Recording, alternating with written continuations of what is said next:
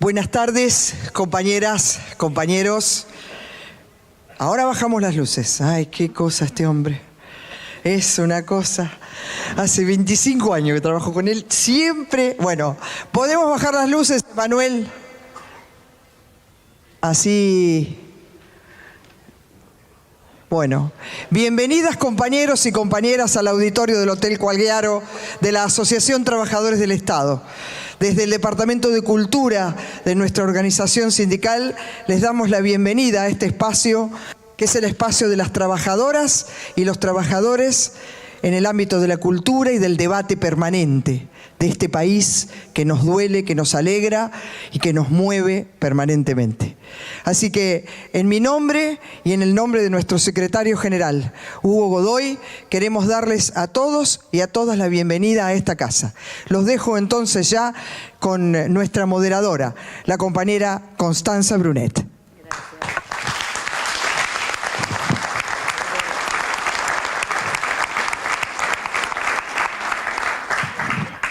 Bueno, de presentación para este libro que es un lujo para nosotros haber podido publicar, la Federación Agraria Argentina, que generosamente Pedro Peretti nos ofreció para nuestra colección Pasado Imperfecto, de un tema muy invisibilizado, una parte de nuestra historia muy importante, que es lo que intentamos reflejar en esta colección, y estamos muy contentos con el resultado. Tenemos una mesa de lujo, por supuesto, el ministro del Interior, Guado de Pedro.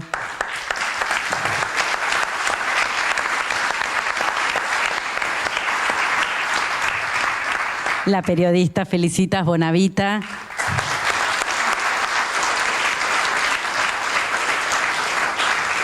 Y el dueño de casa, el secretario general de la CTA Autónoma y secretario general de ATE, Hugo Godoy. Muchas gracias.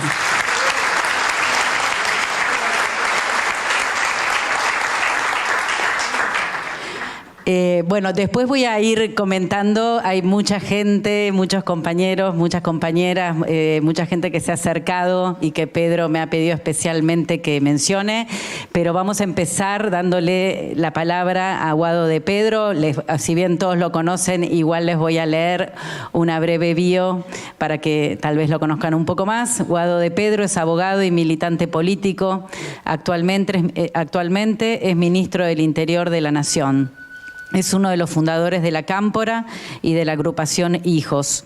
Estudió Derecho en la Universidad de Buenos Aires y tiene un posgrado en Administración y Políticas Públicas en la Universidad de San Andrés.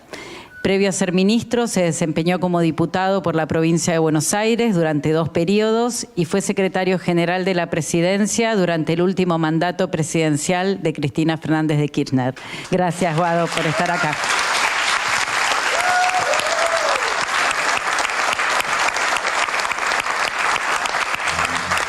Bueno, buenas tardes para todos, para todas. Quiero primero agradecerles por la invitación. Quiero agradecer cuando estoy en una sede de los trabajadores. Para mí es el fiel reflejo de la organización sindical, que es una de las causas de que Argentina siempre tenga una sociedad un poco más justa. Entonces quiero agradecer profundamente a los trabajadores y trabajadoras que con su esfuerzo pudieron construir, además de organización, espacios como estos. Así que...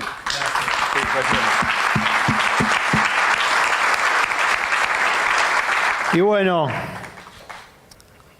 Pedro, primero quiero felicitarte por el libro, y ya que estamos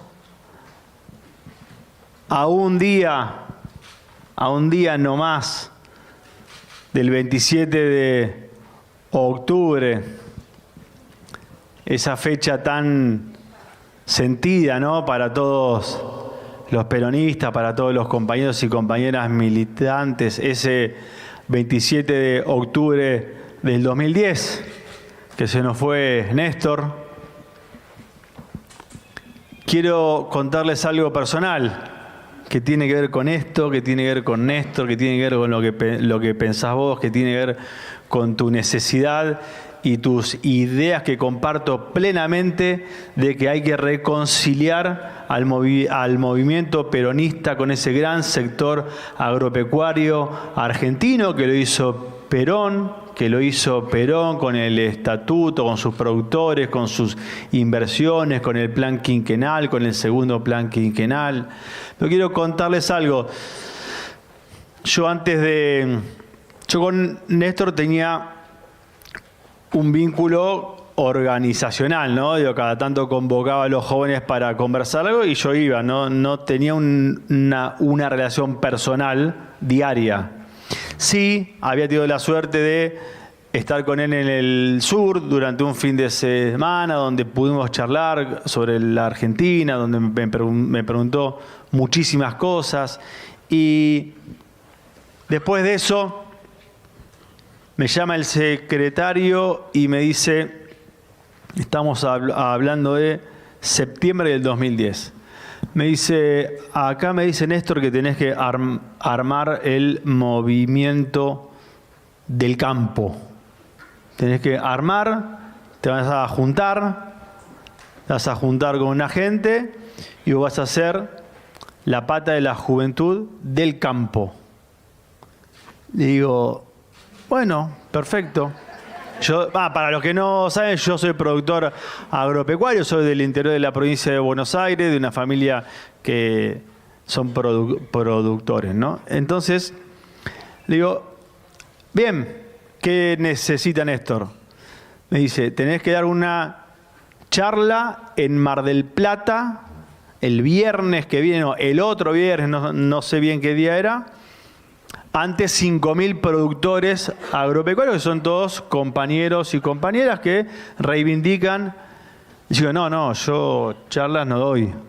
Yo no hablo en público. Me dice, bueno, al rato me llama, dice Néstor que vas a dar la charla ante 5.000 productores agropecuarios y que vas a armar un espacio del campo de productores porque hay que recuperar ese sector. Digo, decirle que sí, que me pongo a militar, a juntar, que me diga con quién tengo que hablar, pero no doy charlas en público, no hablo en público, que para todos los otros sí. A la semana me llama el secretario y me dice, la charla es el viernes tanto en Mar del Plata, en el Hotel X. Entonces empecé a llegarle por otro lado, ¿viste? Díganle que no, que nunca lo hice, que no me sale. Acá hay un compañero, Hugo Bonafina de Mercedes, secretario general de CTA de Mercedes, lo conozco hace 20 años, y sabe mi capacidad era armar, generar las reuniones y siempre que otro sea el que le guste eso, ¿no? Lo más. Y el tipo me dijo que no, que tenía que hacerla. Bueno, entonces ese 27 me levanté temprano, prendí la compu y empecé a armar el discurso, ¿no? Y ahí me empezó a sonar el teléfono y lamentablemente ese mismo día me entero de que Néstor se nos fue.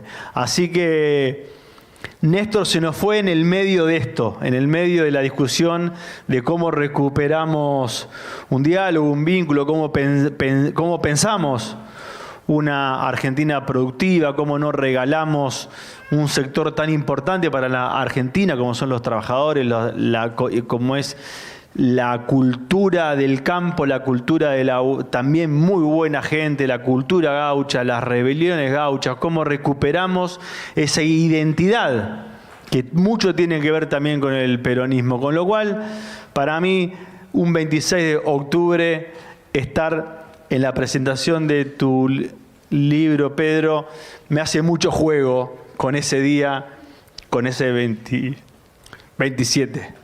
Así que...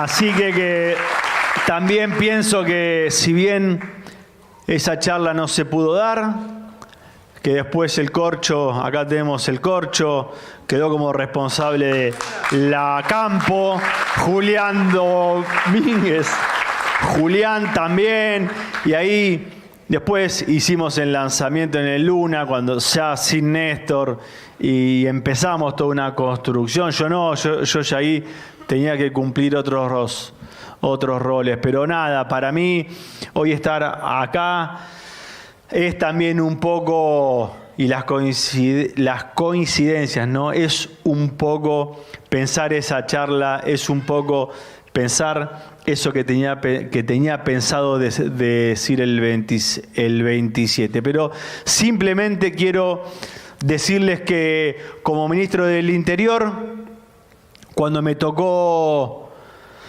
aceptar la decisión, yo seguía pensando en esa Argentina productiva, en cómo generar trabajo. Para mí el trabajo hacia la independencia, hacia la potencia que tiene nuestro país.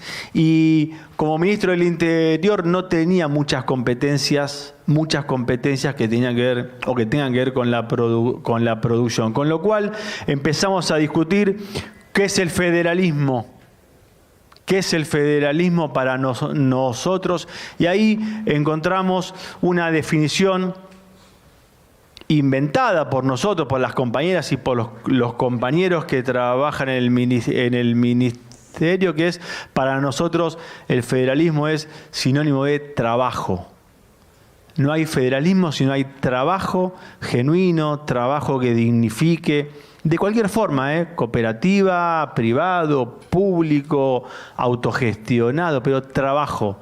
Ese trabajo que dignifica, que nos permite desarrollarnos, pensar, soñar. Y esa definición de federalismo, porque encontramos muchísimas discusiones sobre el federalismo, pero queríamos ponerle algo más concreto. Yo soy bastante práctico, ¿viste? No me gusta, como no me gusta mucho lo discursivo, voy directamente al grano. Y ahí dijimos, bueno, hace falta trabajo a lo largo y a lo ancho de la Argentina. Y si hace falta trabajo también en algunas provincias, quiere decir que hacen falta inversiones.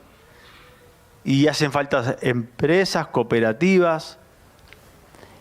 Y ahí nos pusimos a estudiar un poco por qué el 56% del empleo formal se encuentra en un cordón que está entre La Plata y Campana. ¿Por qué el 40% de la población está alrededor del puerto de Buenos Aires? Y empezamos a encontrar respuestas como los costos, la logística está más cerca del puerto, porque es así, porque ahí hay gas, porque hay luz. Entonces dijimos, estudiemos el plan quinquenal, el primero y el segundo plan. Estudiamos los dos planes quinquenales y vimos las obras que faltaban. Casi todo hecho, faltaban algunos puertos, por supuesto por el golpe, ¿no? El golpe de Estado del 55, que cortó con ese proceso de desarrollo, de crecimiento pujante y fuerte. Y ahí, con Silvina Batakis y con un montón de compañeras y compañeros, decidimos hacer un plan de desarrollo federal. ¿Para qué? Para ver cuáles eran las necesidades de cada una de las provincias para poder desarrollar esa matriz productiva, para que puedan generar el empleo ahí, en Formosa, en Chaco, en Misiones, en Jujuy, en La Pampa, en Santa Cruz, en Chubut. En cada una de las provincias teníamos que saber qué estaba pasando, que el ciudadano, que el compañero, que la vecina se venía a la ciudad de Buenos Aires o alrededor de la ciudad de Buenos Aires. Y ahí se los hago corto, pues si se los hago largo es muy largo, pero ahí estamos terminando con la provincia de Buenos Aires. Hicimos un estudio de cada matriz productiva de cada una de las provincias, nos juntamos con los gobernadores y gobernadoras, con los ministros de cada una de las provincias, analizamos los planes estratégicos, perfiles productivos, y eso después lo pusimos a discutir con los sectores productivos de cada provincia. La pregunta era, ¿qué necesita esta provincia para producir más? ¿Qué necesita la provincia para que haya trabajo? ¿Qué necesita la provincia para que esa materia prima se produzca ahí, se genere el empleo ahí? Y de esto tenemos un aporte, un humilde aporte a un gran plan de desarrollo federal con 1.500 obras estructurales, 1.500 obras consensuadas entre el sector público y el sector privado. Líneas de alta tensión que llevan la electricidad a los parques industriales, líneas de gas, gasoductos troncales, gasoductos más chicos que llegan a distintas ciudades, rutas, el ferrocarril, el gran ferrocarril argentino, ese que Perón dejó como si fuesen venas a lo largo y a lo ancho de la Argentina, y que la dictadura militar de 1976, así como recordamos a los 30.000 compañeros desaparecidos, es muy fácil aprender la cantidad de kilómetros que desarmó la dictadura militar, porque levantó 30.000 kilómetros de ferrocarril, 30.000 kilómetros de ferrocarriles que unían pueblos, vecinos, productores, con lo cual, Pedro, vos hablás siempre de arraigo.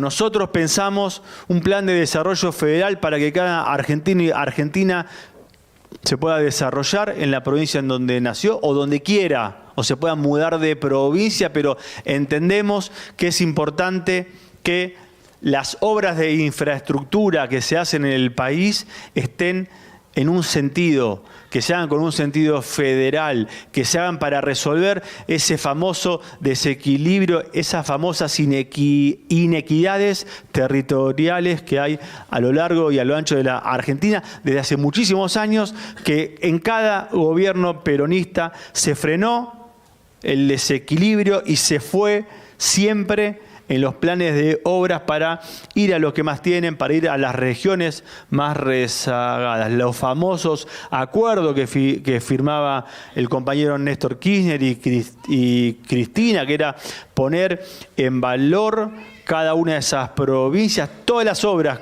así como ustedes recorren el país y ven el edificio monumental de salud hecho por Perón, los puertos por Perón, los ferrocarriles por Perón, y todo lo último, fibra óptica, hospitales, industria, fueron Néstor y Cristina. Siempre lo mismo, el peronismo pensando en la Argentina profunda, pensando en el arraigo, pensando en los trabajadores, en las trabajadoras, con lo cual, al ver tus conceptos de arraigo, al escucharte permanentemente pensar en los puertos argentinos, de este plan de desarrollo surgieron un montón de ideas que tienen que ver con los puertos de agua profunda que hay en la Patagonia, con los puertos que tenemos en el Paraná. Digo, esa hidrovía que te escucho debatirla, discutirla.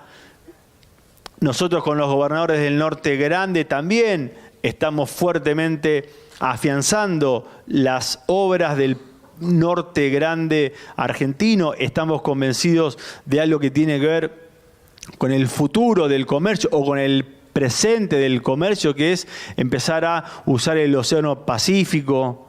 Argentina ahí tiene un potencial enorme utilizando los puertos de agua profunda que tiene Chile. Para eso hay que hacer obras que lleguen hasta los puertos de agua profunda que tiene Chile, puede ser ferrocarriles, rutas, pero todo eso lo pensó siempre el peronismo y todo eso lo hizo el peronismo, con lo cual soy un convencido de la planificación, soy un convencido de que los gobiernos tienen que tomar las decisiones que tienen que tomar, tienen que dar las discusiones que tienen que dar, tienen que definir siempre a favor de la distribución equitativa de los recursos, también en el territorio y sobre todo en el bolsillo de los trabajadores y las trabajadoras, que es algo que venimos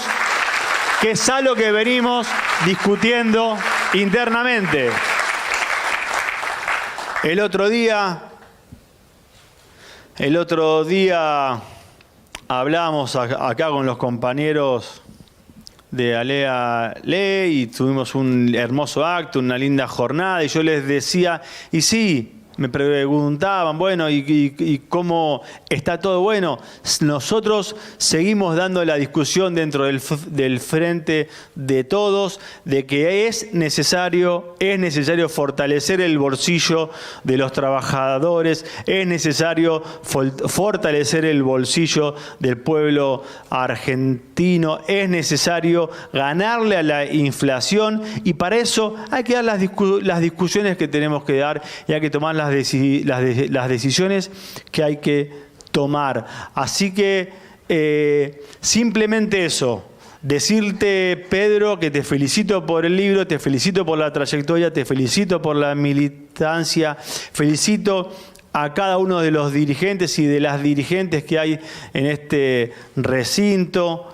Quiero ponerme a disposición, porque con Juan Graboy, con un montón de sectores, con gremios también, hemos empezado a recorrer cada una de las provincias para escuchar otra faceta de las necesidades, que es la infraestructura social básica, que es, además del sector productivo, ¿qué más hace falta? Porque uno tampoco vive solo donde hay empleo, sino donde tiene calidad de vida, donde puede educar, donde hay salud, donde hay bienestar, donde hay cultura, con lo cual estamos pensando en ese desarrollo integral que hace falta para ser feliz en cualquier pueblo de la Argentina. Y no tenemos dudas que para lograr ese sueño de una Argentina justa, libre, federal, democrática, feminista e inclusiva, hay que poner coraje, hay que poner garra, hay que dar la discusión y hay que empezar a distribuir los recursos para que lleguen a donde tienen que llegar.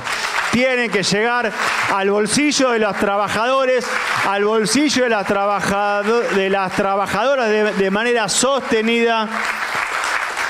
De manera sostenida, porque tampoco es un impulso y listo. Tenemos que pensar que en el 2015 dejamos el gobierno con 250.000 empresas nuevas, 235.000 empresas nuevas, con un poder adquisitivo de los más altos de la región, con una redistribución del ingreso alrededor del 50% de lo que se produce en Argentina. Y Mauricio Macri destruyó, como siempre es mucho más fácil destruir que construir, destruyó como ha destruido muchísimas cosas en su vida. Y destruyó un proyecto de desarrollo que estaba funcionando, que funcionaba bien, que iba de menor a mayor, que comenzó con Néstor Kirchner resolviendo una huelga en Entre Ríos, que comenzó con Néstor Kirchner con su capacidad de negociación, de trabajo, con poner el cuerpo, comenzó con Néstor Kirchner posicionado firmemente, porque puede negociar cualquiera, hay que negociar con convicción, con coraje, defender el interés popular y el interés de la Argentina. Y eso hizo Néstor Kirchner ante el Fondo Monetario Internacional. Negoció bien y defendió el interés nacional, con lo cual, compañeras y compañeros, estoy convencido de que Argentina sigue teniendo futuro, que vamos a desarrollar el famoso vaca muerta agregando valor y produciendo valor en Argentina. Vamos a desarrollar las industrias alrededor de cada recurso natural que haya. No vamos a permitir la extracción de recursos, no vamos a permitir los modelos que no funcionaron. Cuando uno lee el libro de Mauricio Macri, dice otra vez insistiendo con lo que no funcionó. Lo hizo Menem y lo hizo él. Y insisten con ir más rápido y más fuerte, con lo cual a eso le vamos a decir: hay 2023 para el peronismo, hay 2023 y es con un modelo productivo de desarrollo sostenible, con todas y con todos y vamos a trabajar en un fuerte proyecto de arraigo en la República Argentina. Los quiero muchísimo. Fuerza a militar, básica por básica, sindicato por sindicato, pueblo por pueblo, barrio por barrio, red social por red social, hasta volver a recuperar un proyecto productivo nacional y popular en el 2023. Muchas gracias.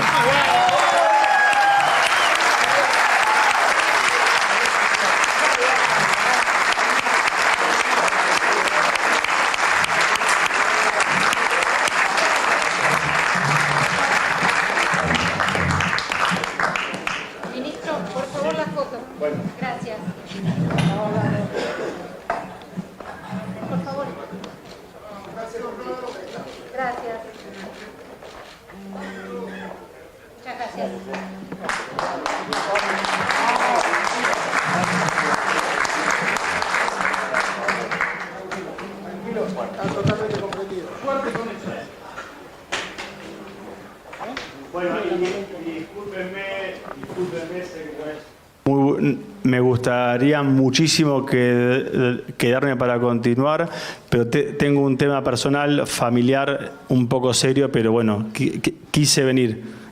Gracias.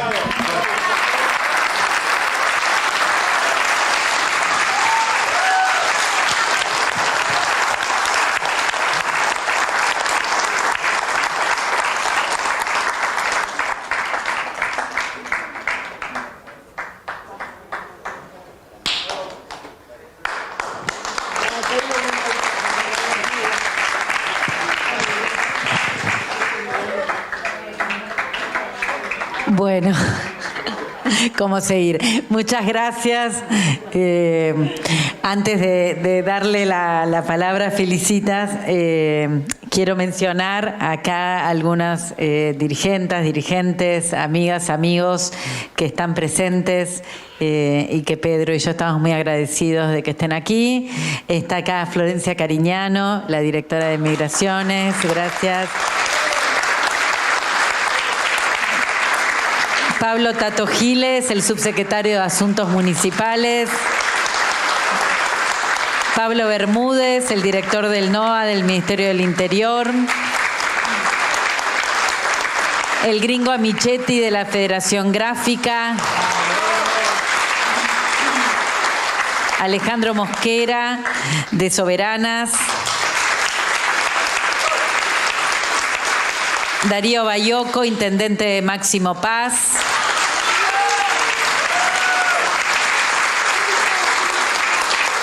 Néstor Vicente, ex candidato a presidente por Izquierda Unida. La Negra Cajiano, abogada de CTA. Víctor Justo, de la Universidad Nacional del Arte. Carlos Kuster, ex embajador en el Vaticano, ex diputado, etcétera. Sergio Rossi, viceministro de Defensa.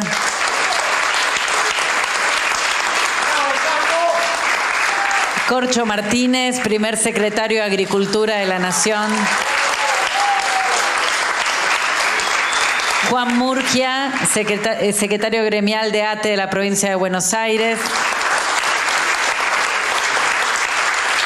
Y algunos autores también de la Casa de Marea, como Alejandro Tarruela. Y no sé si llegó, pero bueno, quería venir y seguramente está llegando, que es Carlos Carrica Ferrer, amigo del Che. Ah, llegó, bueno.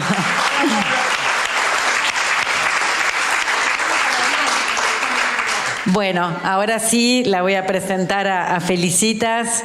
Felicitas Bonavita es periodista y conductora, forma parte del noticiero central de la TV pública, el programa Más temprano que tarde en AM 530 y el ciclo de ida y vuelta en Radio Nacional. Gracias, Felicitas. Muchas gracias. ¿Se escucha? Sí. No. Ahora sí se escucha. Perfecto. Bueno, muchas gracias. Gracias Pedro, difícil después del discurso que se mandó Guado, ¿no? Me mandaron a mí para seguir, o sea. Bueno, antes que nada quiero destacar la importancia del laburo que viene haciendo Pedro. Una docena de libros llevas, Pedro, metiéndonos en un tema que me parece es muy necesario porque hay un trabajo que se ha realizado históricamente, creo que tiene más años este trabajo de generar sentido y de cerrar puertas detrás de este tema, tantos años como la Federación Agraria Argentina o más, y vos mostrás muy bien en tu libro la presencia y el rol de los medios de comunicación en ese debate, en algunos casos en dar el debate y en otros casos en sofocar el debate.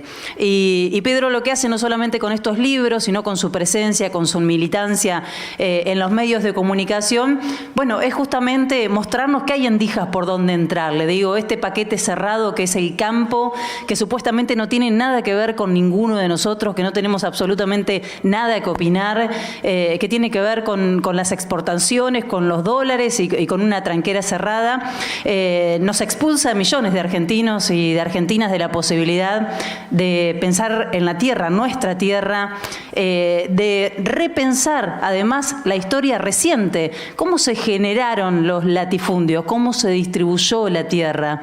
Y ahí quedamos en ese grupo de nombres, en esas familias, podría decir, tradicionales, lo pongo entre comillas, que pensaron en algún momento que era un país que tenían para repartirse entre ellos y efectivamente lo hicieron, se quedaron con las mejores tierras y que el Estado en todo caso estaba y está, creo que esa es una concepción que hasta el día de hoy mantienen, solamente existe si está al servicio de sus intereses. Entonces me parece que es una discusión más que interesante, rever el tema de cómo se distribuyeron las tierras parece una categoría casi o una discusión casi que imposible, a excepción, fíjense ustedes, ¿no? Desde la perspectiva que la estoy planteando o que intento plantearla yo, que la plantea Pedro.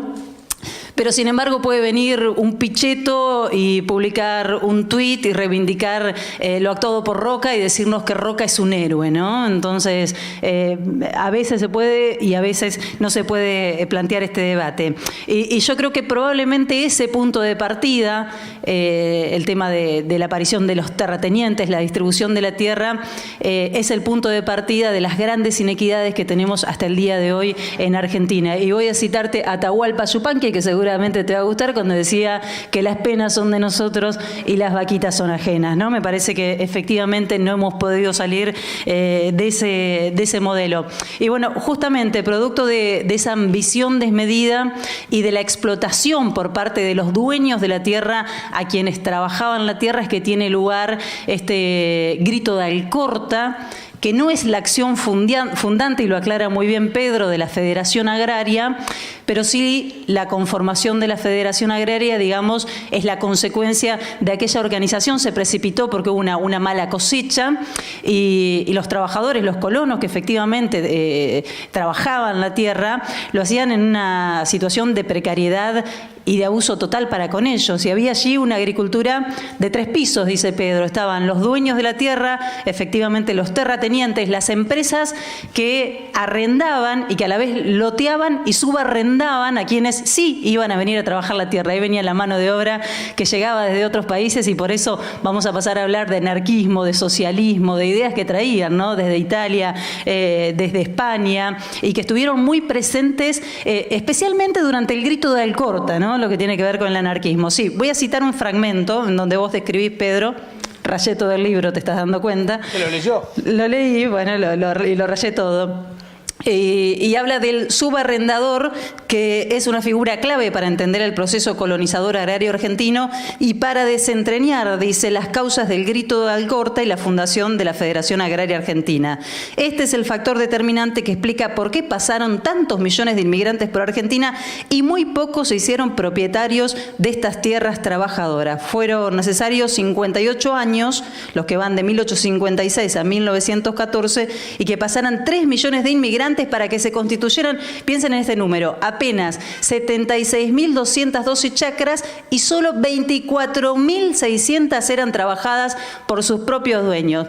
Digo, es un tema que muchas veces se nos presenta como ajenos, no tenemos nada que ver, no tenemos nada que ver con el campo, no tenemos nada que opinar. Sin embargo, yo tiro un poquito de mi historia familiar, pienso en mi bisabuelo que vino en 1908 de Italia a labrar la tierra en la pampa húmeda y jamás tuvo un pedazo de tierra, se murió sin acceder a un pedazo de tierra. Recién su hijo, que también trabajó a la tierra, pudo acceder a un modesto pedazo de tierra, digamos, para hacerse su casa, para que vivieran sus hijos. Es la historia de muchos de nosotros y de muchas de nosotras, así que no nos pueden hacer creer que no tenemos nada que ver con esto. Es una discusión que efectivamente nos involucra a todos.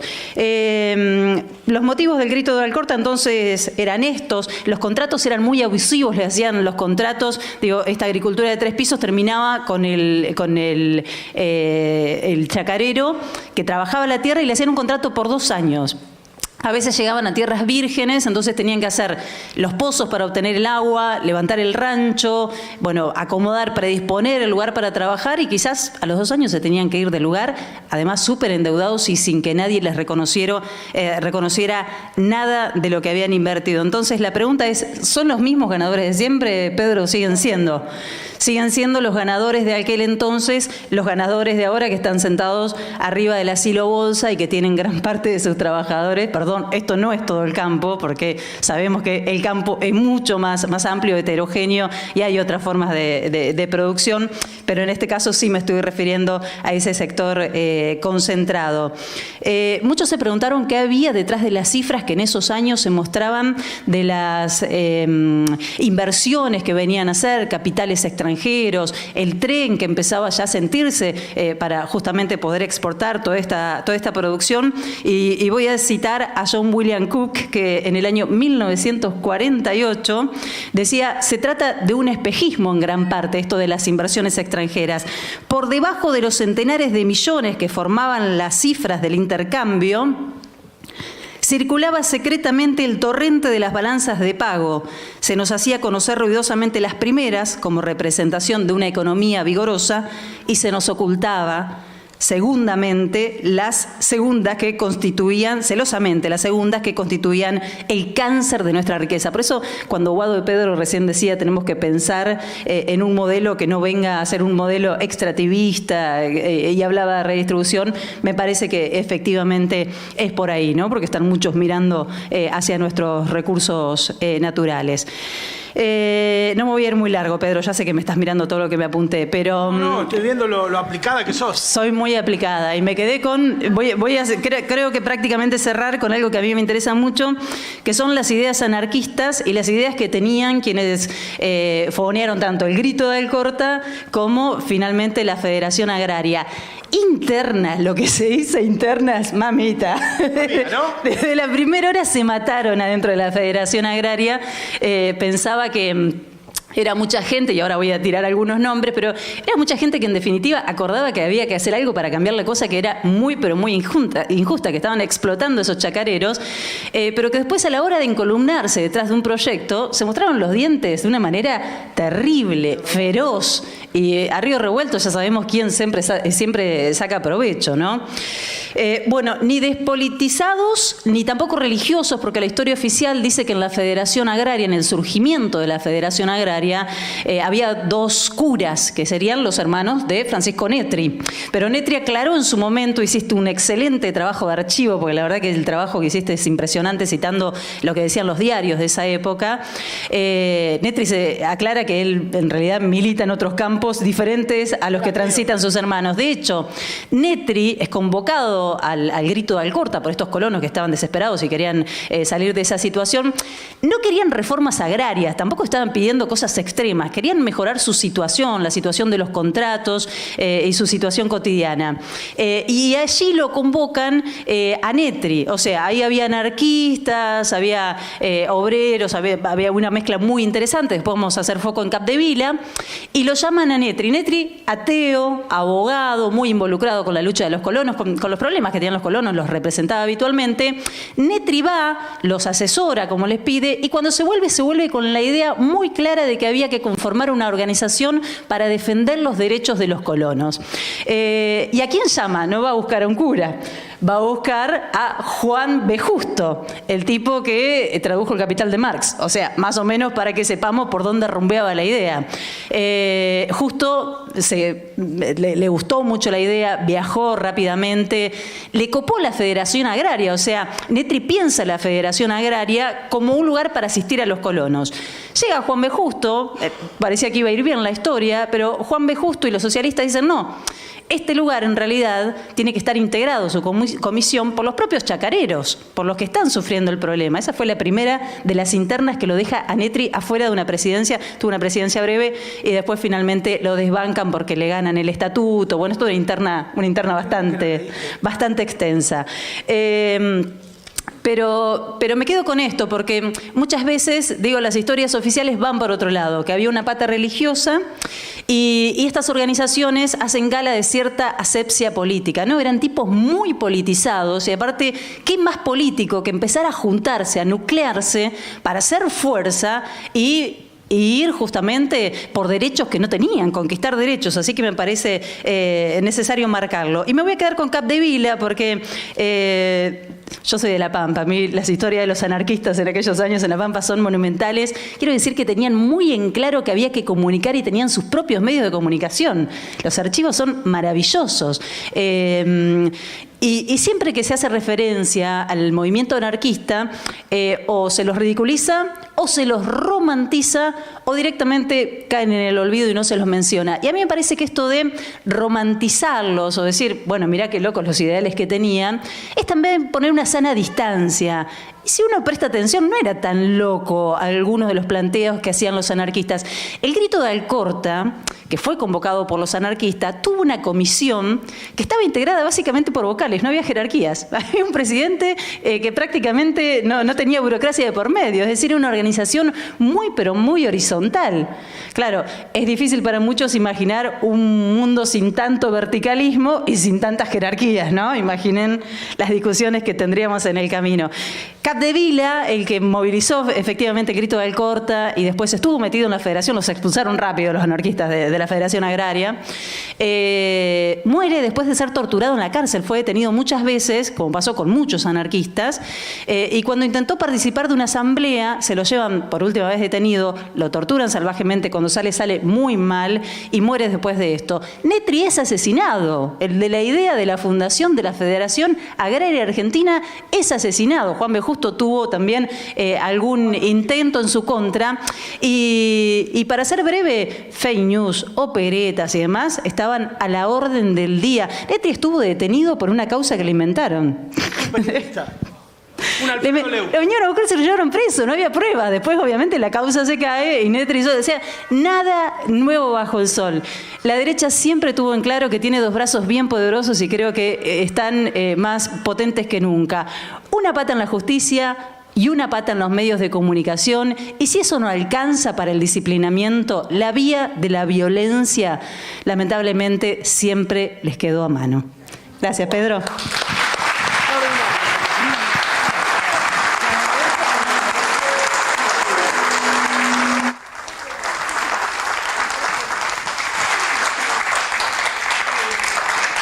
Bueno, muchas gracias, Felicita, por espectacular tu lectura, súper enriquecedora. Creo que le sumaste muchas capas para reflexionar sobre el libro. Muchas gracias. Acá el dueño de casa, Hugo Godoy. Me gustaría leerles un pequeño fragmento de Rafael Bielsa, que hizo el prólogo de este libro, y creo que es interesante para los que no lo leyeron. Dice, ¿por qué volver hoy a los orígenes de la Federación Agraria Argentina? ¿Por qué hoy, cuando la soja ha avanzado sobre las tierras, entonces maiceras, y los pools han reemplazado a los colonos como pioneros de la frontera agrícola? La reconstrucción escrupulosa y razonada que Peretti ofrece de esos acontecimientos permite trazar algunas líneas de fuerza que fueron moldeando la trayectoria inicial de la Federación e invita a través de ese ejercicio a reflexionar sobre las derivas que puedan explicar los remesones y plegamientos del presente. Bueno, ahora sí le voy a dar la palabra a Hugo Godoy, secretario general de la CTA Autónoma y secretario general de ATE.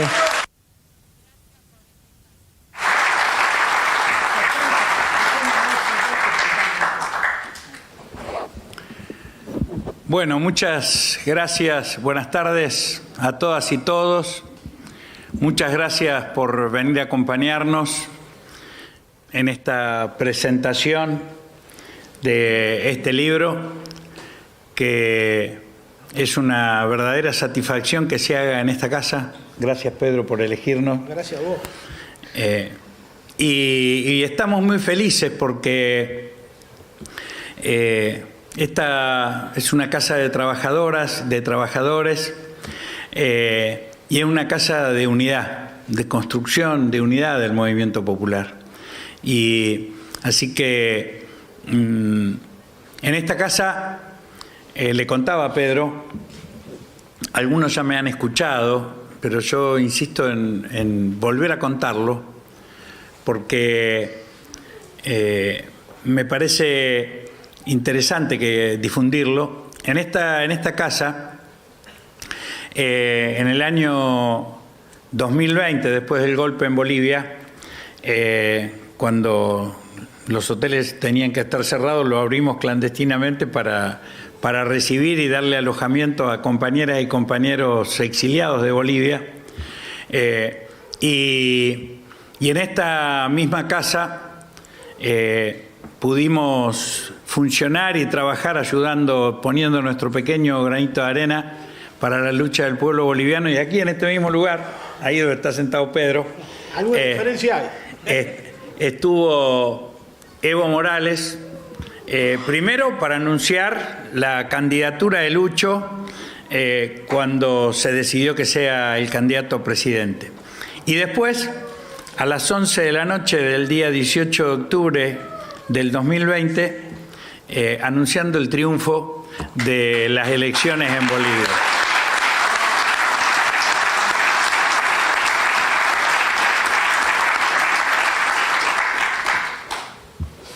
Es una casa de unidad latinoamericana, es una casa de unidad entre trabajadores y distintos sectores de nuestra sociedad, en este caso de quienes expresan el sentimiento y la representación de campesinos, de productores agrarios. Y es una casa de pensamiento, porque no hay acción sin pensamiento. En el día de ayer, justamente en este mismo lugar, hicimos un homenaje al Cid Argumedo.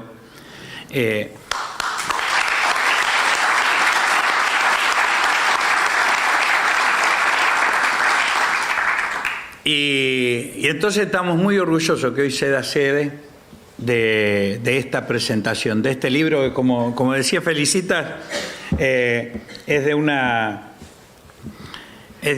producción histórica y artística, novelística, que bueno, que Pedro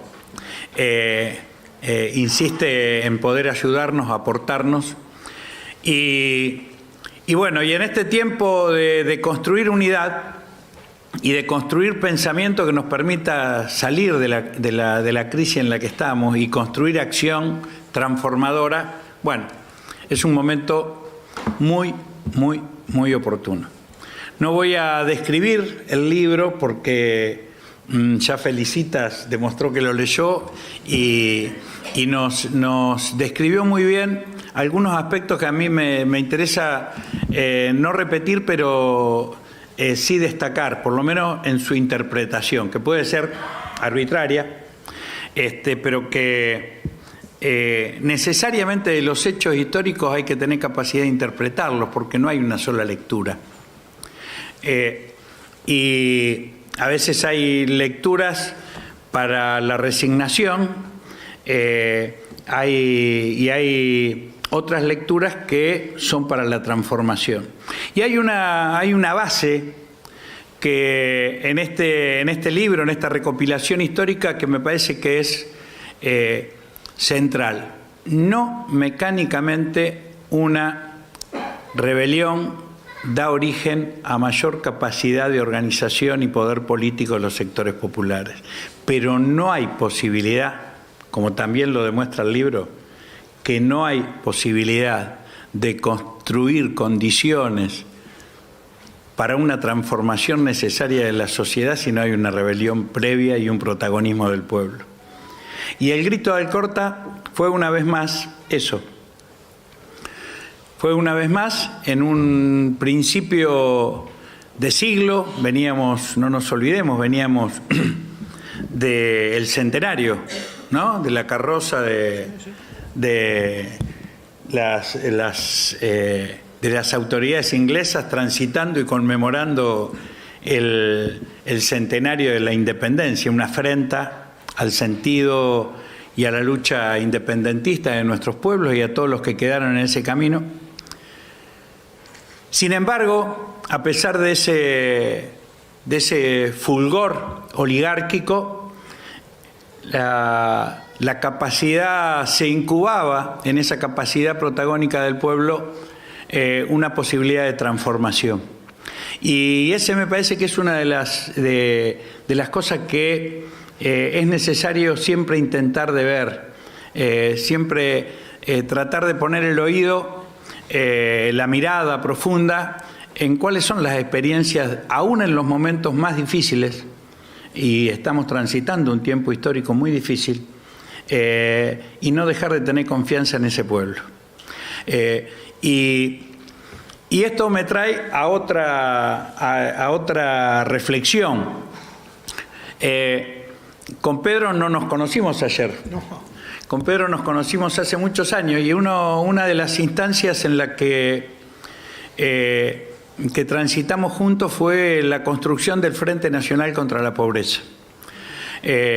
A finales de los años 90 del siglo pasado, cuando además de resistir a las transformaciones, y de algo de eso habló Guado, ¿no? a las traiciones que vivimos de un gobierno que nació afirmándose popular, como en el caso del menemismo, terminó siendo una de las mayores traiciones al pueblo argentino. Pero no solamente fue para resistir, fue también para pensar en estrategias de unidad. Y el Frente Nacional contra la Pobreza fue esa, una experiencia de trabajadores, de productores, pero también de organizaciones y distintas corrientes políticas de distintos partidos, porque, insisto, las luchas reivindicativas son importantes, pero necesariamente tienen que entroncar con miradas de carácter estratégico para poder transformar y producir los saltos necesarios en cada momento histórico. Nosotros estamos transitando un tiempo, digo nosotros, porque de alguna manera, si bien formalmente Pedro no es dirigente agrario en lo formal, para ser dirigente no se necesita tener un cargo, lo que se necesita es tener capacidad de representación de sectores sociales a los que uno quiera representar. Y no hay posibilidad de construcción de unidad del movimiento popular si no hay efectiva organización y unidad de los sectores populares. No puede haber representación política si no hay una fuerte representación que se enlace, que se abrace con las expresiones que son fundamentales en la capacidad creativa de una sociedad. Los trabajadores, los productores agrarios, los movimientos sociales, el movimiento cooperativo, porque esa representación social es la que posibilita el sostenimiento de cualquier idea y de pensamiento transformador. Y la posibilidad de que para hacer un pensamiento y una propuesta política transformadora necesariamente tiene que estar profundamente ligada a la experiencia organizativa de los sectores sociales que como sectores del campo popular queremos representar. Y me parece que estas discusiones son muy importantes y por eso que me parece muy oportuno. Bielsa decía que la discusión agraria, en este momento, la discusión de la representación agraria es muy importante. Yo me animo a ir algo más, que me invita el título de Pedro, que es la Federación Agraria Argentina de los orígenes a la traición. ¿Cómo hacemos para que organizaciones que nacieron a influjo de rebeliones populares, de gobiernos que surgieron influidos y al influjo de movilizaciones populares, por ejemplo, que nos permitieron derrotar al macrismo y decir no queremos que vuelvan más las políticas neoliberales para que después no se conviertan en instrumentos de más de lo mismo. Y ahí me parece que hay un desafío tanto para las organizaciones populares como para las instituciones democráticas, de las que queremos utilizar como instrumento de transformación de la sociedad.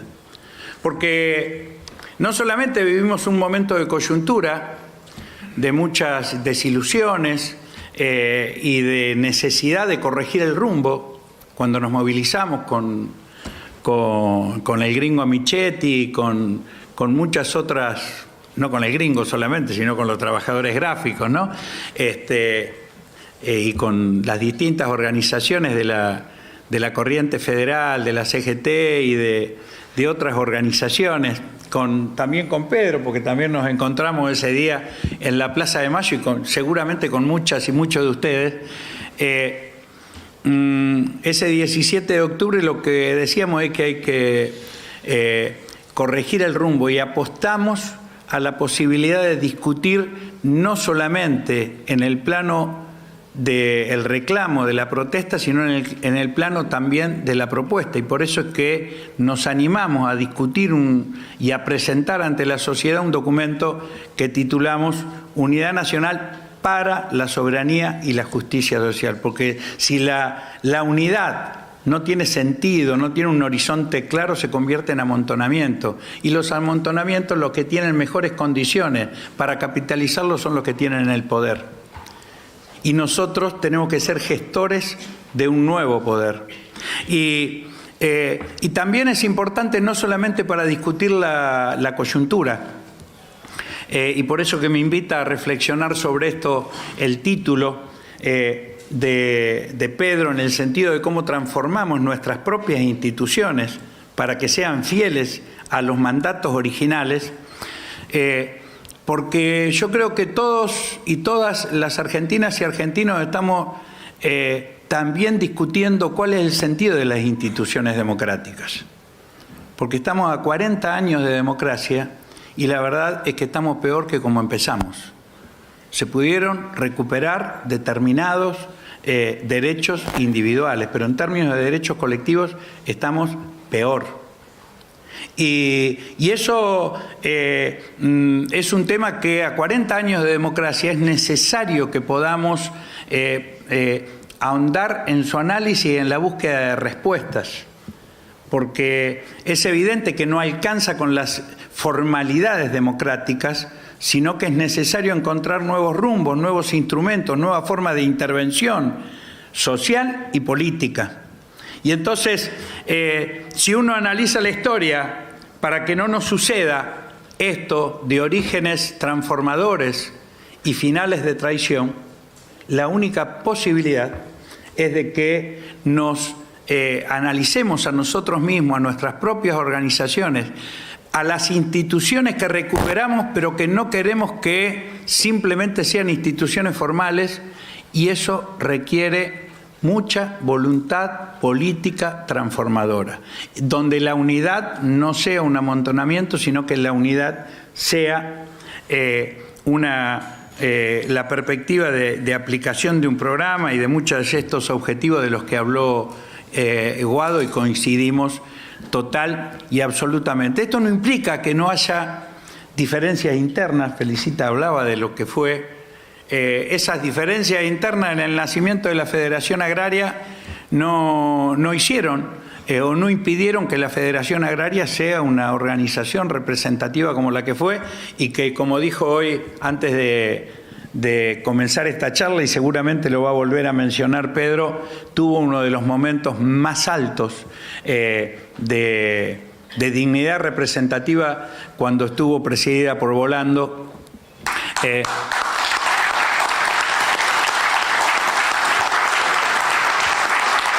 Bueno, entonces el tema no es que haya diferencias políticas. El tema no es que no haya diferencias metodológicas, hasta miradas organizativas distintas.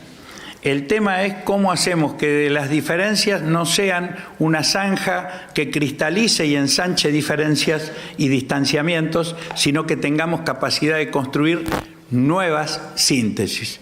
Estos tiempos de crisis en lo que vivimos nos tienen que hacer pensar que muchas de las experiencias que nosotros y nosotras mismas realizamos en 40 años de democracia, muchos de los que estamos acá fuimos protagonistas de las luchas de resistencia contra la dictadura, no quiere decir que no nos hayamos equivocado después y que muchas veces nos hayamos quedado en las formas de la democracia y no en la esencia de la democracia, que es el poder del pueblo.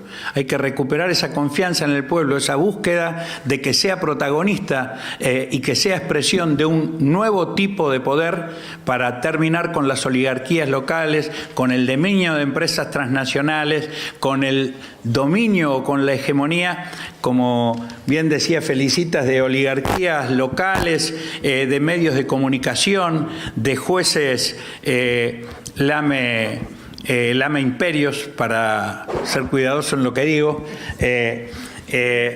y eso requiere poder. Yo creo que el libro nos invita a revisar una de las experiencias de organización popular, de las organizaciones libres del pueblo más ricas de la historia argentina. Eso es la Federación Agraria Argentina. Puede haber formalmente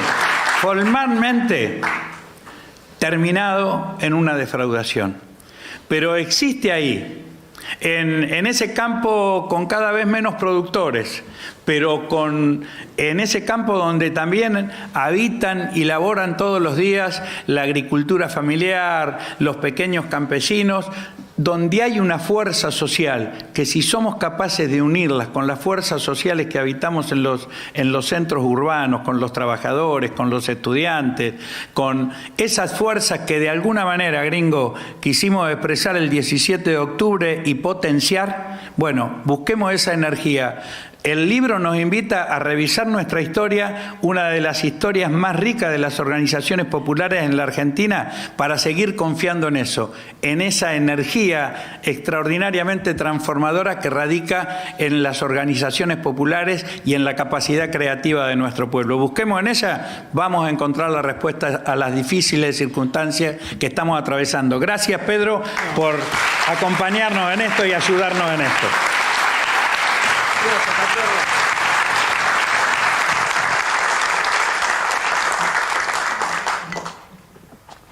Bueno, muchas gracias, Hugo. Y bueno, antes de darle la palabra, bueno, al autor, al protagonista de esta noche, a Pedro, quiero mencionar algunas otras personas que acá me fueron pasando, que están presentes. El negro catalano, ex vicepresidente del INTA.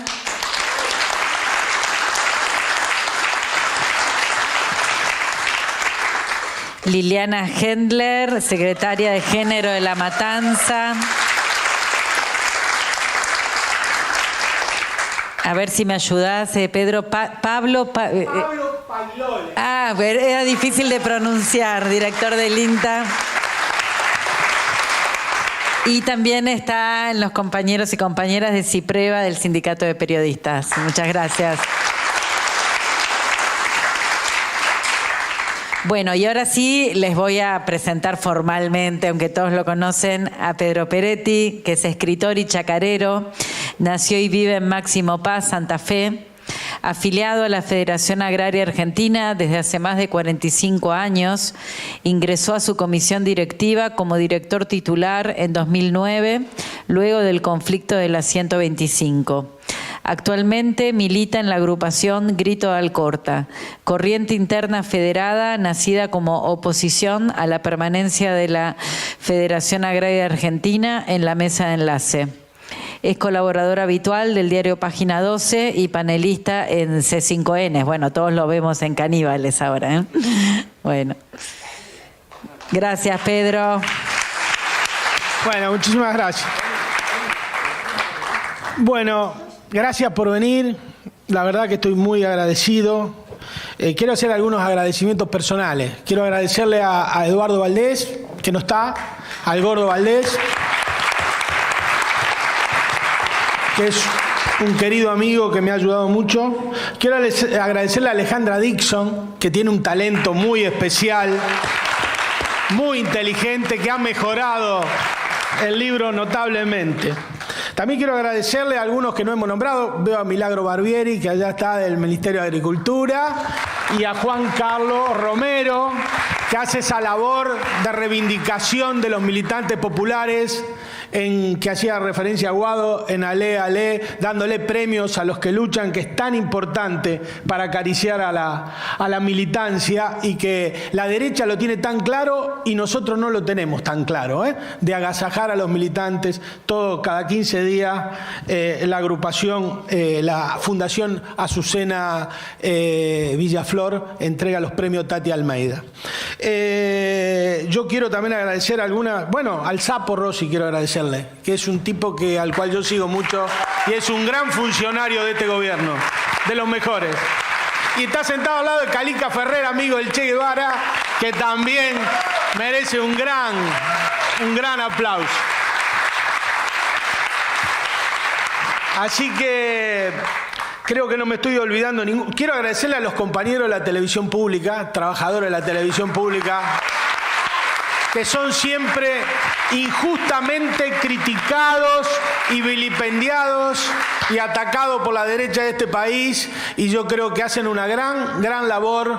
Y también quiero agradecerle también a algunos amigos que no lo hemos nombrado, a Gonzalo y a Miguel Calabresi, que cocina mejor que el padre. El padre cocina bien, él cocina mejor, pero todavía no probamos nunca nada, pero ya lo vamos a probar. Hay que tener un poco de paciencia y algo nos va a hacer. Cuando Florencia Cariñano sea diputada de Santa Fe, va a cocinar él. Bueno, dice de los orígenes a la traición. En el libro está el tema de los orígenes y todo. Pero si queremos ver dónde está la traición, la podemos ver en la noticia que salió hoy. Hoy salió en el boletín oficial que el gobierno de Mendoza le dio 4 millones de pesos a Chetoni. ¿Para qué se los dio? Para pagar filiales trucha, para pagar pasaje de puntero y para fraguar un congreso. Esa es la traición de la Federación Agraria Argentina. Más claro que eso en el día de hoy no puede haber. La Federación Agraria Argentina ha sido cooptada por una pandilla de bandidos, fundamentalmente punteros radicales y del PRO, al servicio de la derecha neoliberal argentina, exactamente para lo contrario para lo que fue creada. Y nosotros, la idea de este libro tiene que ver con eso. Y yo el otro día lo decía de alguna manera en Caníbales. ¿Por qué puede ser que al peronismo le estén contando siempre la historia y nunca se decida a contar a ellos la historia? ¿Cómo puede ser que nos cuenten la historia romantizando el gobierno de Alfonsín, que nadie dice nada, no vamos a entrar a jugar? Ahora, flaco, y Ubaldini, que puso los huevos, la cosa, para impedir y para enfrentar el primer plan neoliberal que hubo en la Argentina, en serio, que fue el antecedente del nefasto plan de convertibilidad de Menem, como fue el plan austral. Digo, y con esto pasa lo mismo. Con la historia agropecuaria de este país pasa lo mismo. Hay una idea, así como quieren desquinerizar a Maradona y sacar toda la foto con Néstor y con Cristina que tiene en las redes sociales, hay una forma de sacar y de limpiar a la historia de Federación Agraria, no solo de atisbo de izquierda o de anarquista, de atisbo de lucha. La Federación Agraria la metieron mansa al corral del neoliberalismo agrario para transformarla en fuerza de choque de la oligarquía terrateniente, exactamente para lo contrario de lo que fue constituida. Y eso es una acción persistente. Mire, yo el otro día reflexionaba con algunos amigos. Hay 3 herencias que el kirchnerismo nunca reivindica. Hacen una lista de obras y de cosas que se hicieron, y la cultura y la educación y los 92 millones de libros que imprimimos. Hay un montón, pero hay 3 que nunca dicen. La primera es que buena parte de los argentinos aprendió a leer los diarios y las noticias con el debate de la ley de medios y con la acción del kirchnerismo. Ese es un triunfo cultural inmenso. Hoy, más de la mitad seguro de la población no le cree ni a Clarín ni a La Nación. Ese es un triunfo inmenso que hay que reivindicarlo.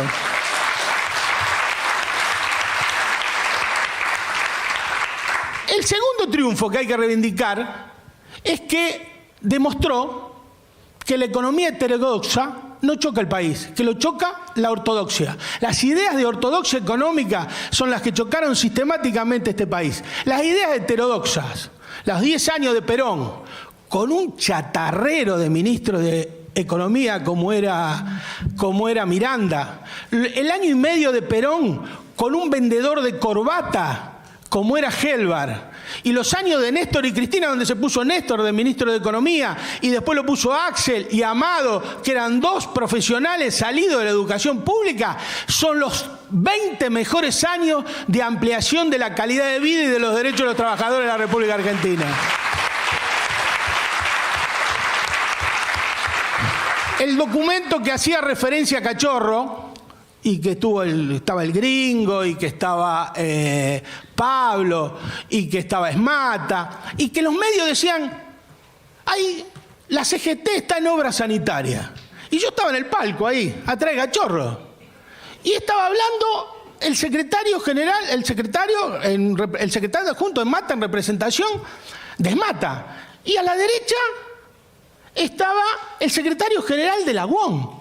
Y a la izquierda el secretario general de Camioneros. Si algo fue la historia simbólica de la CGT, ¿no fueron la UOM y Esmata?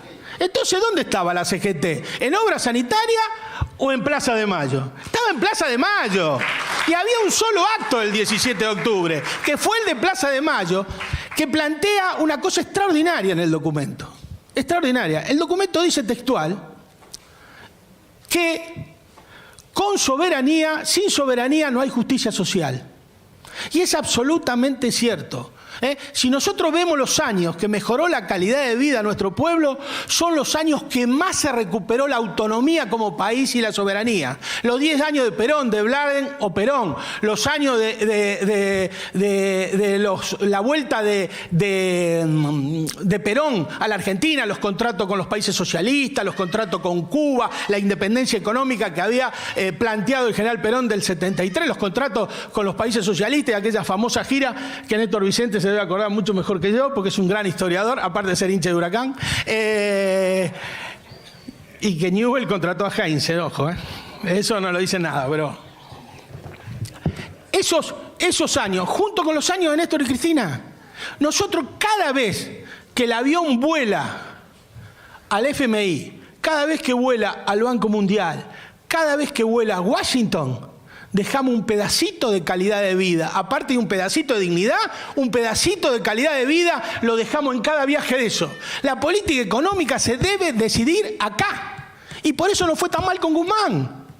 Porque a Guzmán lo puso, lo dijo 2 veces Berbisky, nadie lo desmintió. ¿Quién lo puso? Lo puso Bárcena, la secretaria general de la CEPAL.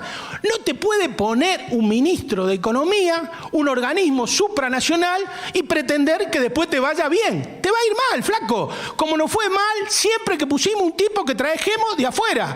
Cada vez que importamos un funcionario del Fondo Monetario Internacional, por eso yo decía ayer, en broma y como metáfora, si yo fuera presidente de la República, pondría como requisito que el ministro de Economía no sepa hablar inglés y sea egresado de la escuela pública y de la universidad pública. Y nos va a ir bárbaro. Eso. Sí, bueno, ayer lo dije en Temple y justo estaba en primera fila una señora que era profesora de inglés, casi me come el hígado. Le digo, pero es una metáfora.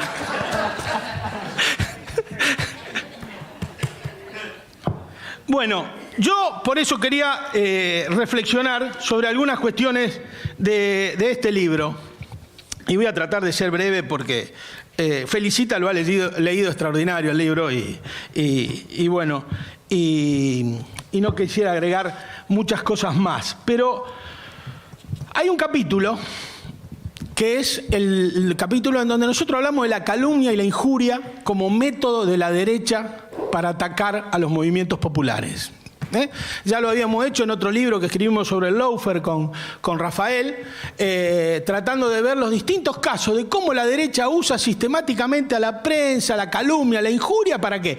Todo lo que se dijo de Juan B. Justo, todo lo que se dijo de Netri, lo que se dijo de Nicolás Repetto, y tomamos figuras que después con el correr de los años fueron emblemas del gorilismo, ¿no? Porque Repetto fue un emblema del gorilismo en la República Argentina. Pero cuando empezó, no empezó siendo gorila, porque no había todavía nacido el peronismo, pero cómo se lo calumniaba y se lo injuriaba cada vez que defendían una causa popular. Lo mismo le pasó a Juan B. Justo, lo mismo le pasó a Netri. Hubo calumnias que son exactamente igual. Que lo que hoy se le dice a Cristina, hace 100 años se lo decían a Juan B. Justo, a todo lo mismo. Le decían lo mismo, la que te llevaste, lo que te robaste. Usted agarra las calumnias y el juicio que le hicieron a Nicolás Repetto, y mire, es un calco de Otesur y de los Sauces. Es una cosa increíble, pero la derecha pasan 100 años y el método sigue siempre lo mismo. Bueno, San Martín, vamos más para atrás, digo. Podemos ir hasta el final.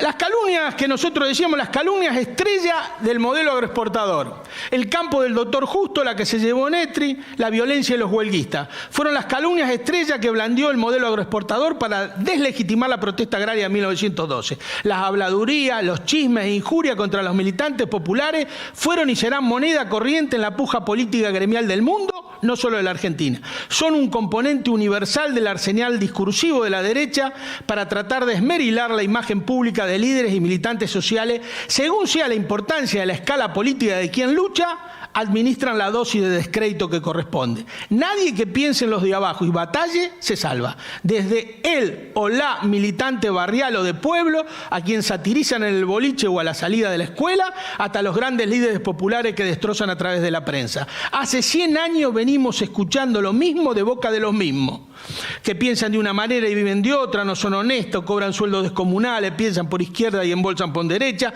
Todo se vende. Es el pato tirándole a la escopeta, el mundo del revés, los delincuentes y corruptos exigiendo indignados explicaciones de conducta a lo que dejan todo por una causa noble. De no creer, no es solo mala leche, sino tiene un claro objetivo político, que nadie cree en nadie para que nadie siquiera cavile en que se puede cambiar algo. Todo militante del campo nacional y popular está sujeto a este tipo de calumnia.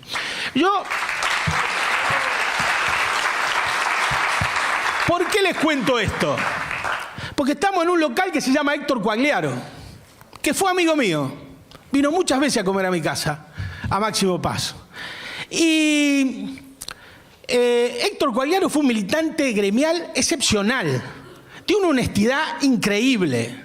Tenía un solo defecto, y muy grave. Era hincha de Rosario Central. Pero se lo perdonamos. Pero se lo vamos a perdonar. Héctor Quagliaro fue uno de los autores del Rosariazo. O sea, el Rosariazo, uno de los autores gremiales del Rosariazo fue Héctor Quagliaro. Ahora bien, un día un grupo adentro, en una interna, vinculado con los negocios, empezaron a atacarlo y a criticarlo a Héctor Quagliaro desmesuradamente. Yo me acuerdo que saqué un artículo defendiéndolo en página que decía, es el pato tirándole a la escopeta. Realmente tipo que no podían ni... Era un milagro que estuvieran libres criticando a un tipo que era, y lo criticaban y sacaban en los diarios, le hacían una operación sistemática. Era una cosa de loco, era indignante verlo, daba ganas de meterse y decir, bueno, flaco, ¿cómo es esto? ¿Me entendés? Tiempo después, saqué otro artículo. Era el Mini Cooper de Juan Monteverde. Ciudad Futura ha hecho una gran elección, yo soy el amigo personal de Juan Monteverde, un Mini Cooper. Pero claro, yo vi un día al Cairo, estoy sentado ahí, y un amigo me dice, che, ¿qué Mini Cooper se compró tu amigo? ¿Qué amigo?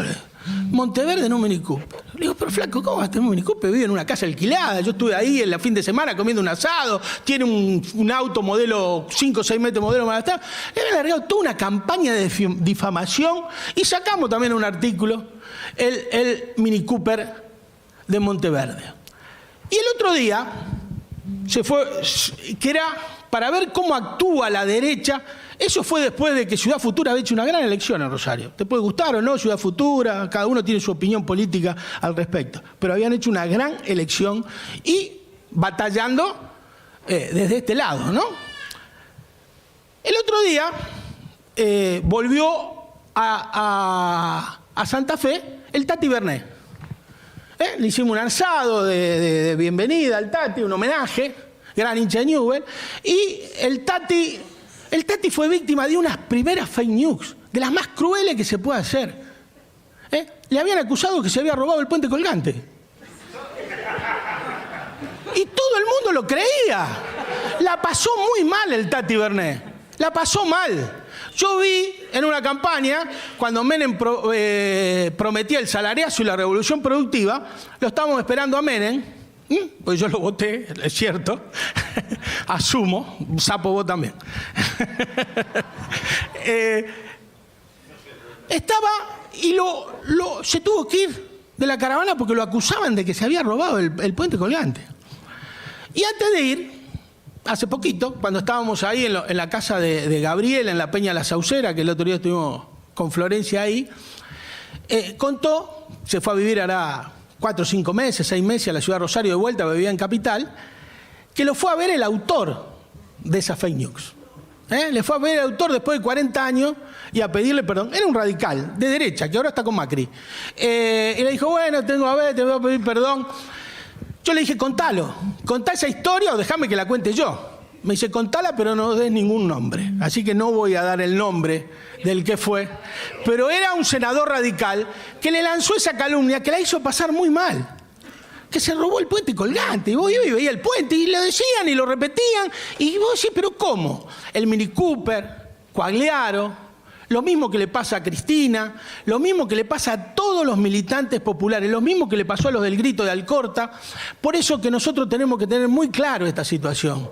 Tenemos que tener muy claro, y por eso que es un gran aporte aprender a leer los diarios, pero también el otro aporte es aprender a leer la historia.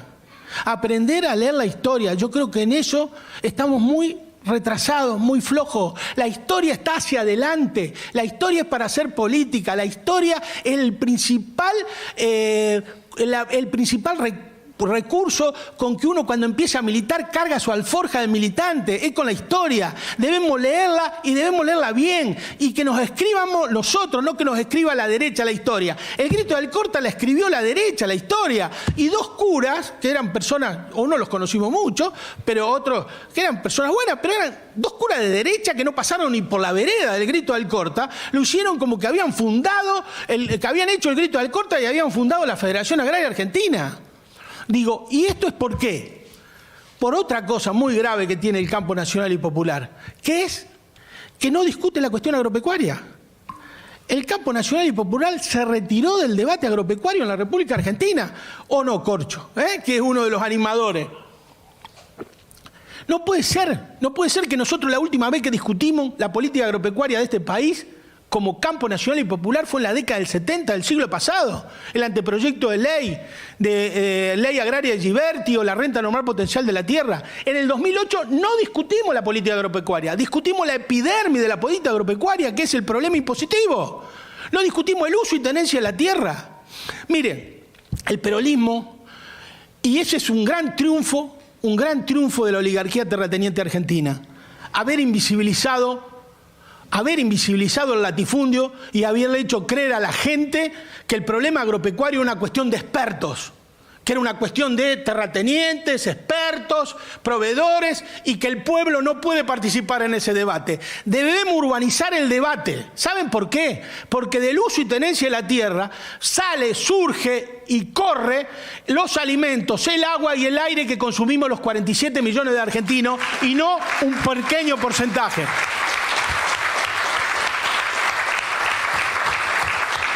Y han invisibilizado la historia de lucha, han invisibilizado lo que hizo Perón en materia de cuestión agropecuaria que decía en Guavo. Miren, el peronismo tuvo una política agropecuaria extraordinaria. Ahora, Perón nunca dijo que iba a hacer la reforma agraria, pero la hizo, porque era bastante astuto en el tema. La hizo. ¿Cómo la hizo? Un día, en la década del 30, en la Argentina tenía una cosa que se llamaba Consejo Agrario Nacional, que era para manejar las tierras públicas y además podía expropiar, sí, podía expropiar. Era una ley hecha por radicales y conservadores durante la década infame, que si la ponemos hoy en funcionamiento esa ley, tenemos que hacer la revolución. Pero estaba esa ley ahí. La Argentina era un país de arrendatarios. La Argentina era un país de arrendatarios, como explicaba recién Felicita, de los 3 pisos. Todo el mundo arrendaba la tierra, muy poco eran propietarios, 24.000 hasta 1912, eran muy pocos los propietarios. Ahora bien, ¿Perón qué hizo?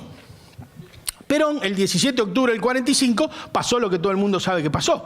El 22 de octubre del 45, con todo ese poder, lo hace nombrar a Pedro Marota, ministro de Agricultura. ¿Quién era Pedro Marota?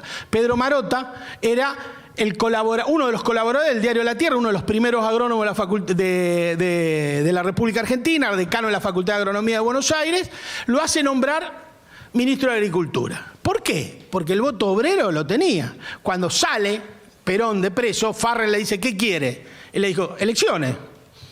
Y le dio elecciones. Y tenía que ganar las elecciones. El voto urbano lo tenía, el voto rural era muy grande en la Argentina. Entonces, pergeña, el estatuto del peón, Pero entre otras cosas que pergeña una extraordinaria política agropecuaria para transformar a los arrendatarios en propietarios sin decir que iba a hacer la reforma agraria ni que iba a expropiar. Dijo, la tierra para quien la trabaja, primero. Si hoy trasladamos esa consigna, se la queda a Grobo, a Decoagro.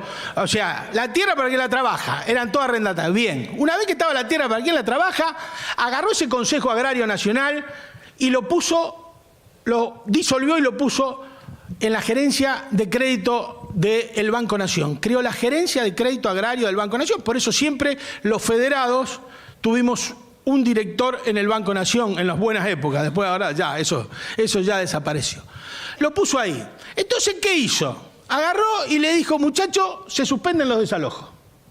Basta de desalojo. Se suspenden los desalojos. Después dijo, no solo no se suspenden los desalojos, sino que además le congelo el precio de los arrendamientos. Le suspende el desalojo, le congela el precio del arrendamiento. Una vez que le congela el precio de los arrendamientos, ¿qué dice? Bueno, le voy a dar prioridad de compra al que está ahí. O sea, si el latifundista quería vender el campo, la prioridad de compra la tenían los que estaban ahí. Lo estaba obligando a vender porque no lo podían aumentar, no lo podían desalojar y le dio prioridad de compra. Y bueno, pero habrán dicho los tipos que estaban ahí, ¿pero con qué plata compramos?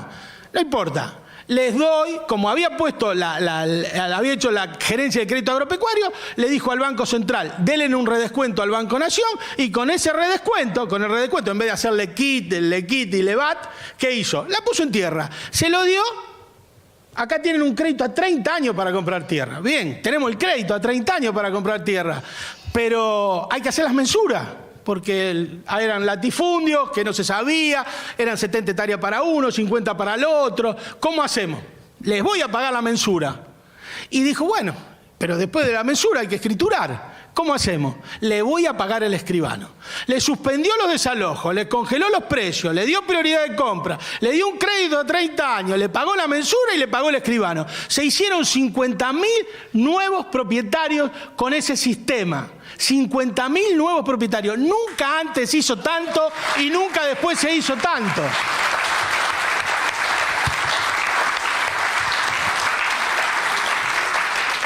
La parte de la historia que falta, que los nietos de esos son los que nos putean hoy todos los días. Esa es la parte que no terminé de contar, pero es lo que pasa. Ahora bien, nosotros tenemos que rescatar esta historia, compañeros. Tenemos que rescatar esta historia porque, como decía Pino, si se pudo, se puede. Tenemos que volver a recuperar la chacra mixta, el consumo de cercanía, el debate agrario. No podemos regalarle toda la pequeña y mediana burguesía rural a la derecha. No podemos perder las elecciones como perdemos en los sectores rurales. Es un problema electoral, además, que tenemos. No podemos perder, lo veo allá Sebastián Campos, no podemos perder 70-30 en Pergamino. No podemos. Además, no es justo. Porque además, convengamos otra cosa, nunca han ganado tanta guita como en estos 2 últimos años. Han sido 2 años excepcionales. Y encima nos putean. Y encima nunca están conformes. Y nosotros, me parece que tenemos que plantearnos, discutir otra política y hacer una política independiente. El campo no es la mesa de enlace. El campo no es la mesa de enlace. hay que entenderlo, no digo que no hablen, si quieren hablar, que hablen, pero hay que ampliar esa mesa. Está la Federación Agraria Disidente, las bases hay mucha más federación agraria afuera que adentro. Ahí están los compañeros de Bolívar, por ejemplo, Pailole, Pergamino. ¿Cuántos lugares hay acá que es más representativa la Federación Agraria? Achetoni no representa a nadie. Achetoni lo sostiene La Nación y Clarín Rural, porque les conviene sostener la mesa de enlace como instrumento de acción política y electoral de la derecha, no para defender los intereses de los pequeños productores. Eso tengámoslo claro. Por eso es tan importante que discutamos la política agropecuaria. Que tengamos un debate entre compañeros sobre la política agropecuaria. El campo nacional y popular no puede estar ausente de ese debate. El otro día fuimos con Tato, estuvimos en La Plata, en la jornada de pensamiento nacional. ¿Te acordás, Tato? 3 horas. Yo no tenía interés de hablar, no iba a hablar, todos intelectuales, todo tipo que saben. Habían pasado 3, 4 horas de debate. Nadie había mencionado el problema agropecuario en la República Argentina. Ni lo habían mencionado.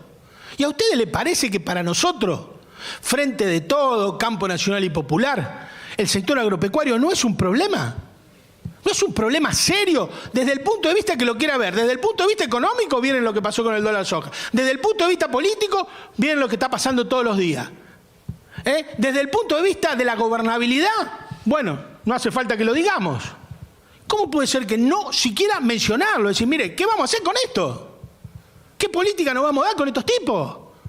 A ver, vamos a seguir bancando esto, vamos a hacer alguna política distinta, vamos a dar un debate frente a la sociedad explicando quiénes son. El tema de las retenciones, vamos a discutirlo de otro lugar, vamos a discutir de la cementación de retenciones, que el que más tiene más paga, de que las retenciones son un instrumento de política agropecuaria, que no son un fin en sí mismo, que la derecha lo transformó en un fetiche económico cuando es un problema, cuando es un instrumento de política económica. Si vamos a segmentar, ¿cómo se puede segmentar? Está por salir un libro que es lo mejor que he visto, que es de Leandro Busato, sobre el tema de cobrar el impuesto inmobiliario en la provincia de Santa Fe. ¿Cómo segmentar? Y lo mismo se puede aplicar para la retención. Es un método para aplicarle a cómo cobrar un impuesto. Yo digo que tenemos que ir por ahí. Tenemos que poder dar un debate en ese sentido, con propuesta, con criterio, desbloqueando a los pequeños y medianos productores de los grandes productores, hacer una política pública diferenciada y cumplirla. Es decir, vamos a poner esto, lo vamos a cumplir. Si vamos a devolver retenciones, las devolvemos.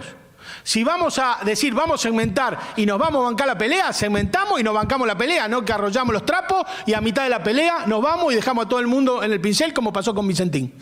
Entonces, esa política es la que tenemos que dar, esa política es la que tenemos que llevar adelante y necesitamos estar con una política para el 2023. Porque no es cierto que tenemos las elecciones perdidas. Es absolutamente mentira. Vamos a ganar las elecciones y Cristina va a ser presidenta.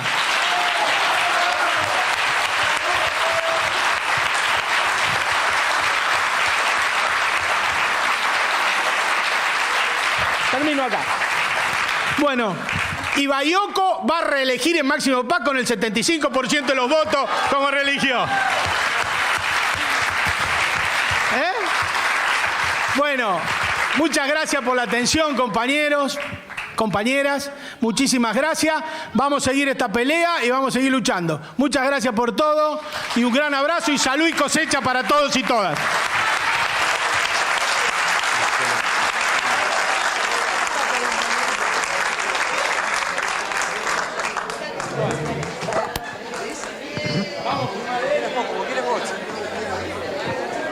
Bueno, muchas gracias a todos, a todas. Sabemos que ya es medio tarde para algunos de nuestros compañeros, sobre todo del territorio. Bueno, pero si alguno tiene ganas de quedarse un ratito más, los invitamos a compartir un brindis. Arriba. Gracias.